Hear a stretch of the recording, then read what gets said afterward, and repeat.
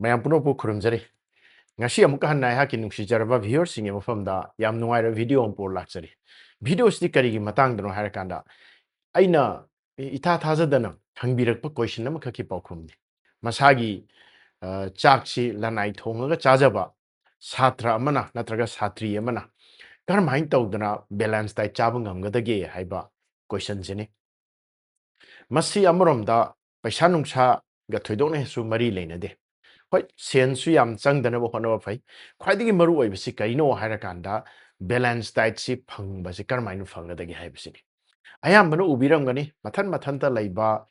ꯃꯁꯥꯅ ꯆꯥꯛ ꯏꯁꯤꯡ ꯊꯣꯡꯉ ꯆꯥꯖꯕ ꯑꯗꯨꯒꯨꯝꯕ ꯁꯥꯇ꯭ꯔꯁꯤꯡꯁꯤ ꯍꯣꯁꯇꯦꯜꯗ ꯂꯩꯔꯤꯕꯁꯤꯡꯁꯦ ꯀꯃꯥꯏꯅ ꯇꯧꯒꯦꯗ ꯁꯝꯖꯟꯕ ꯌꯥꯔꯤꯃꯈꯩ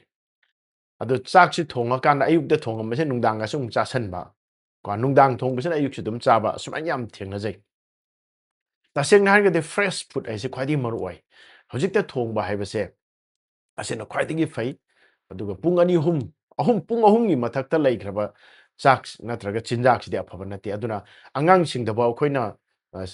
युमदा फ्राई राइस करी करा मेगी नुंगी सेंबिरगा पुंग अहुमगी मतुंगदा चाननबा पी पुबसे मसी याम थिना लाले हाइबसे मै मतंगजि थमजगे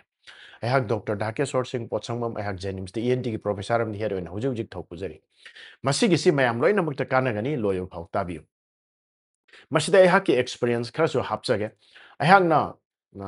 नहादी ओइद्रे अइ मतमने असिस्टेंट प्रोफेसर कारे अदुना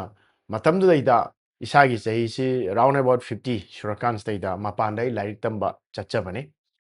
मसी 50 दी सुद्रिबो माले को से 45 समथिंग मतम स्टेदा अखोइना अइन यूरोप ता लाइक तंबा चच्चबा काम स्टेदा हॉस्पिटल की ड्यूटी तब तब खोप मैम तब मथक्ता अना इसानसु चाना थक्नब सिंजब ताब मपान चाबगी पॉकेट पैसा यादे मतमसदैदा यूरोप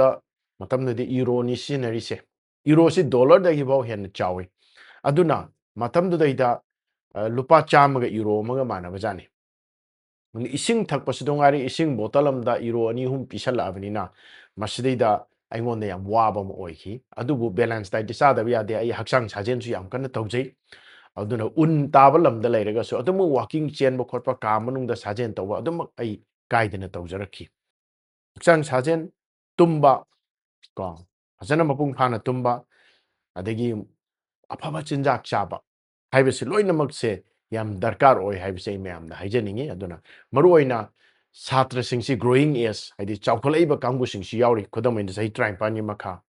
सही 35 33 53 इवन सही 12 गी मखा सिदे अखोइना ऑलमोस्ट मोइसी नहा ओइरिबनी अंगांग ओइरिबनी हाने लौसी मोइसी समहाउ अदुम ब्रेन नि खंगदे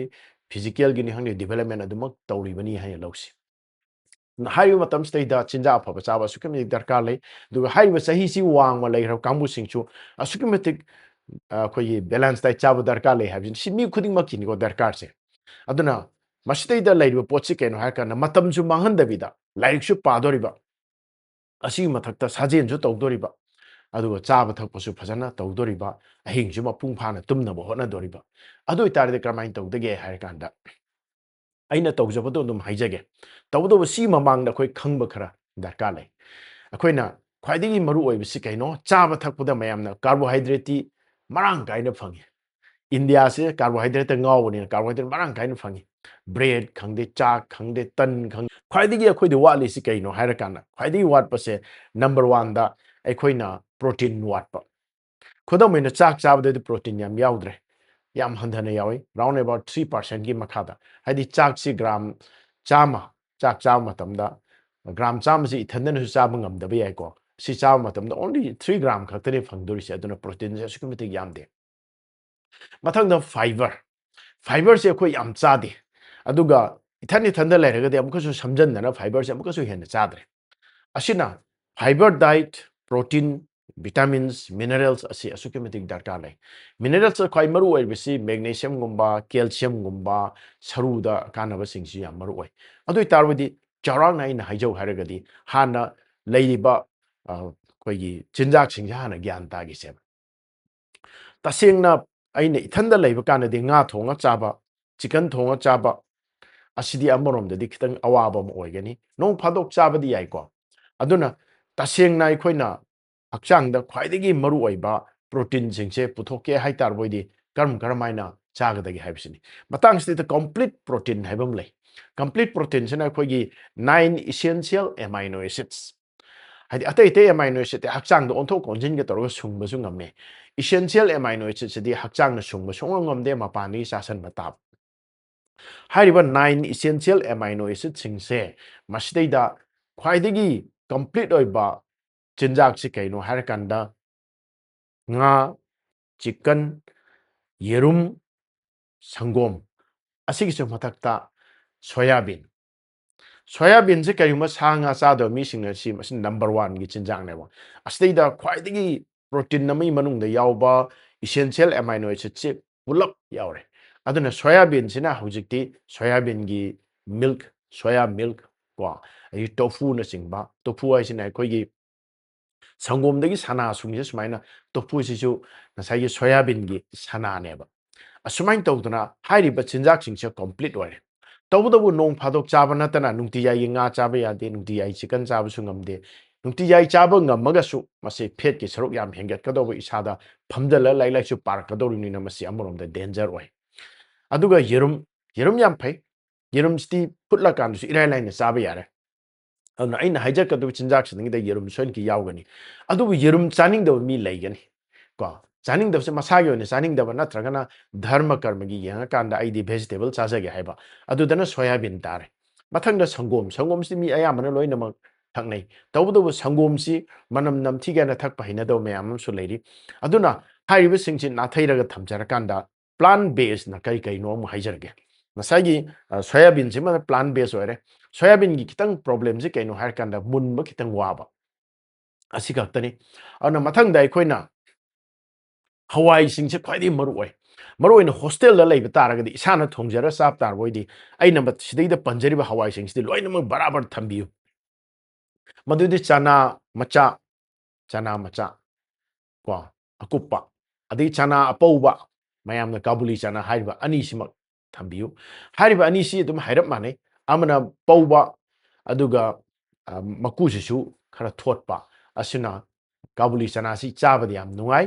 हाउसु हावी को एनी थोंबदा थाकपदा कांगहौदा लोइनमु यारे मतंगसदा इना हाइजनिंगबदि चिकपी नत्रगा बेंगल ग्राम हाइबदि चना नत्रगा काबुली चना हाइबसे लाइसिन याम यावी तौबदो मेथियोनिन हाइबा मखक लै मसी खरा वाली मेथियोनिन से करमाइन तौगे हा kana चाकतदि यावी अदुना चाक पुल्लगा चामिना तारबोइदि खोगी काबुली चना नत्रगा चना से चना अमा थोंगगा चाक चामिनारबा अदुइदि पुलप ओइना आइगे दरकार लैबा एमाइनो एसिड तो फंगी हाइन लौसी अदुना मयामना अदुम केनोसी मसीगी कॉम्बिनेशन से अदुम तौबा ngaktani को मथंगदा अरहर दाल मयामना खोगी माइरोंबी हारिसे माइरोंबी से लाइसिन याम यावी कोई नसाई हवाई केनोदौना बेंगल ग्राम अदगी नसाई चना दाल हारिबा कोई चना नत्रगा काबुली चना हारिसे सिगा हाइरम मानना मासु लाइसिन याम यावी मथंगदा फिनाइल अलानिन याम यावी ल्यूसाइन से यावी तबदो मेथियोनिन से कर हंदै अने मेथियोनिन दे करा यावी अइना हाइजगरा चाकते यावी मथंगदा मूंग दाल मयामना मूंग हाइना हाइनरबा हवाई मुक हाइना हाइनरिसे मसी अखोई मपुम ओइना चारगना अखोई संगमने मकुसु यावना चाबीबा याम फै को मसी से करमाइन तौगदा अखोई इराय लाइना तुंगल्ली नारकांदा फावबो चाबा याबा समथोंग थोंगसु चाबा याबा दुम हवाईनी अदुना मसी यामने बैलेंस अखोई एमाइनो एसिड से आंबा मापन से लोइनमु यावी तौबदो मेथियोनिन खितंग नेमलप ताई अदुना चाक पुल्लगदी चाबा कानदी चप चाना एमाइनो एसिड फंगेन लौसी नत्रगा चाक नत्रगना अखोइना तनगसु याइको मथंगदा मुसुर दाल मयामनो मुसुरी हवाई मुसुरी हाइनबदो मसिसु लाइसिन फेलानानिन सिगा याम वांगी अदो मासे मेथियोनिन खितंग वालप ताई मथंगदा मयामना हवाई थराक हाइनरिसे हवाई थराक सि अमुकसु अखोई मंगल हाइनसु फंगे कंगा कांदना मंगल को अदगी मु कांगतक काइन लैरिसे कांगतक सिमक्ति खरा हेना प्रोसेस तौग्रे ख्वाइदि फबदि मंगल मपुम से तिंगगा चाबन ख्वाइदि फै अदो मसी यामना अफब मखलगी protein source ni amino acid ayamba loinamak yawi haina thamjage tawdaw mauna kitang handaba khoigi amino acid khari yawi aduna ayamba matamda sisu nasagi soybean dawna masu yam phaba makhalgi khoigi protein supplement ni mathangda groundnut haibidi mayamna badam hainabdo duga leba hawai si arginine lysine yawi adubu sulfur yawa amino acid khara handai ko aduna groundnut ki khwadi fabana kaino harkanda leba hawai se afaba makhal gi fat yam yawi maunda yawi fat se hakchang nem kana ba heart ta kana ba amadi tongan ba fat soluble vitamin mayam yawa adu yamna vitamin rich oiba adumba hawai ni haibtare aduna khwadi maru oibase aina mayamda kari haijaningeda icha sing isu singna kariyumba isagi chak thongba thakpase tawjab taraba adoi tarwoidi hairiba hawai singse loinamak stock ta thambiyoba chana kabuli chana mathangda khoigi hawai muk mairongbi musori mangal mapum duga soybean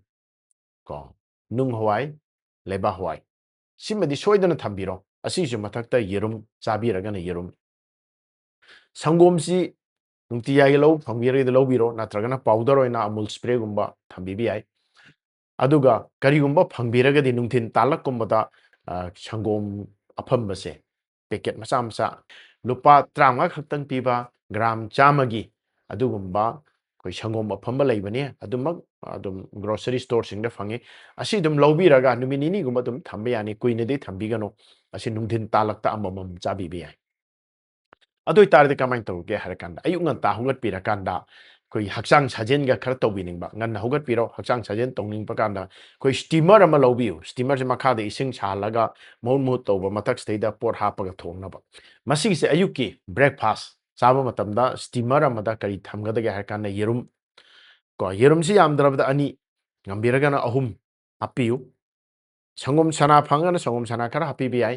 adei mu gajar gumba bit gumba adegi khoigi dasha kosha gumba khongdrum gumba mairen gumba machet happy bi ai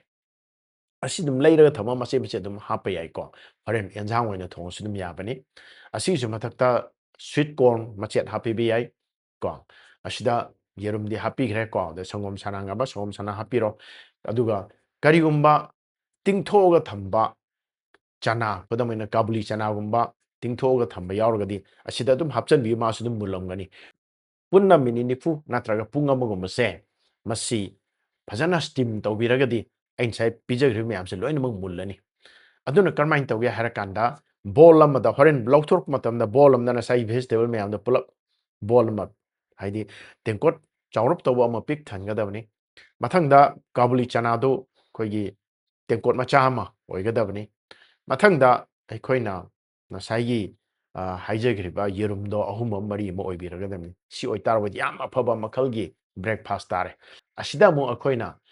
mahi khara thakpining taradi amul spray do powder en lobiraga made dum ising glass amada khoigi scoop to manga taruk chamas manga taruk hapchan biraga dum ising takhairaga dum thakpi biare yam phaba makhalgi breakfast matam su mangdre ko si yam phaba makhalgi breakfast ni aduga horen lunch thongbagi matam leitaba taragadi karmain tawdagi harakanda ayuk nganta chak cha thokpana phare school chatpa matamda ayuk nganta chak cha thok antra college chatpa matamda ayuk nganta chak cha thok chakhragadi adum koi kai achapot khara haijage kari pugadagi aduna ayuk ki matam si loisan ba yai aduna breakfast tawroi hairagana karmain tawdagi chak oina nasagi chak ama kambiraba pressure cooker adum kambe chak kamba kan state da pressure cooker kambe chengna chamthok kanda yerum ani hum hapiro ko aduga hawai ama thongbiro hawai thongbus teida nasagi mana masing khara hapsan bibi ai ko hawai thongbus da mana masing khara hapsan be natragana tongana mana masing khara thongbiro natragana steamers teida hawai koi kabuli chana ni khangde kari khangde hawai thongning bodo tingaga thambiro mo nungdangda ayu hogalaga steamers da hapsan biro mana masing chabi ning me amne steamers da hapsan biro sebot khangde ka hojik sebot gumba khongdrum gumba maireng gumba me am ning tham kalen thade me am chanari chinjak me am se loina ma happy bi ai ado fresh na sabi yabana koigi awa keno si thabi khara adagi champra masi rama ko tilhau machi anama sumaina sai chaba kana dum yaw bi ai aduna hairiba mana masinga hawai ga du steam tawthopira kana hakchang sajen tawring da steam tawthopi bi are nghaktang hakchang sajen tawbiro duga lotion bira kanda sai mana masing sing do kitang thongbiro ko tengkot am da nang launa mana masing do thongbiro adai hawai tengkot am tawbiro yerum ahum mari do ma chak ta ngan do lokthog pun na chabiro chak tu ka chabira ga du mak chatpi bi are matam ya manga da na te horen amu school da na traga college da chakla ma kana kari cha da ge hair ga di akhoi gi bazar da hujik kan na phangi akhoi gi laimo le kai gi ahan sing na adum ngau ra ga thambani akhoi gi thau yaw da bida chana nung hawai laiba hawai mangan ko yam kan na kan da ba apopa adum yam kallaga yum da ka ba sudo pu bi bisi ai ko powder roina haiba mari se nung hawai laiba hawai duga na sagi mangan chana singsi saiba ngambiraga disi pubiraga koyi kujo amamam pubiro duga laphoi ama niguma pubiro ising pubiro sina dum yare school natraga college ko sumaina school college da sipuraga satpiraga horen ngaktang hangakpada lamak pamatam da si sabi bi ai school dagi halaga college dagi halaga kanda na sagi sango mafamba aina haijabado gram chamagi lupa trama khak pibado maduiduma chabiro aduga ngaktang laik pana yerum phupi bi ai yerum sabi bi ai aduga na sagi steamers da steam tawbira kanda koigi vegetable khara sabi ai ko fresh oina koigi thabi gumba aduga champra gumba khara sabi bi ai ko da matam gi oiba heira khara nungtin talak sa sabi bi ai nungdangi chaksu na sagi dumai na chak kitang hawai ama aduga mana masing singse kar maina thonga da ya haibududi aina haijarage irai laina ko na steamer da hapaga thongbudo ado kangho ma barabar tawbiu kangho si na sagi hawai mangal chana nung hawai natraga leiba hawai hairiba hawai mari si manungda amadi dum tingaga thambiraga machum kanghanbiraga thawna kaba khitang ngau matamda irai laina khoige kangho ma thokani asina khwaidi maru oibadi chabi ge dawsi cha ama vegetable gi tengkot ama cha ki tengkot ama hawai gi tengkot ama aduga nasai kangho nase maru singsi kangho tawbiu asumaina chabiragadi ko adagi marakta amul spray powder ina thila thakpiragadi calcium magnesium vitamins proteins minerals loinamak phange aduna fiber su phange masai mana masing ayuki tengkot nungdangi tengkot sabi da yade asumai tawbiragadi balance diet choi no ki phangani haina thamjage aduna hostel la laiba